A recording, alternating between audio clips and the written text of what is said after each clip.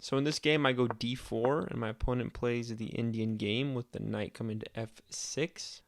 I then bring my knight out to c3, and my opponent pushes his pawn, getting ready to fianchetto his dark squared bishop. Because he's not taking space in the center, I'm going to have the chance to push e4, so I'm going to take the central square. My opponent goes ahead and fianchettos the bishop, and I actually make a mistake here. In this situation, I should be pushing and taking more space in the center because I have the chance to kick this knight away, but instead I bring out my dark squared bishop. My opponent goes d7 with the opportunity to bring his knight or his bishop potentially to the d7 square, usually the knight inside the King's Indian setup. I bring my queen out to line it up with my dark squared bishop to get more strength on this diagonal.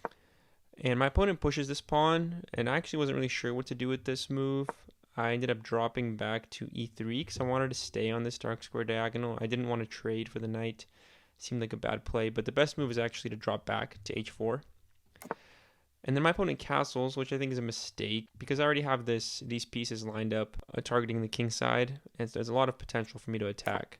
I castle, which is actually a mistake. I should have went for this right away because after he castled, this hangs a pawn because I can take and take back, and we're looking very good. Instead, my opponent goes g4. I don't want to allow him to take my bishop, so I go ahead and push f4 to bring my bishop to safety. And then my opponent makes this mistake. He pushes the pawn to e5. I end up taking. I think it's the best move. And then my opponent makes another terrible mistake with taking with the pawn, because now I can take the queen, and as you can see, he only has one defender, and I take back, and we're just winning a rook. And then my opponent resigned the game.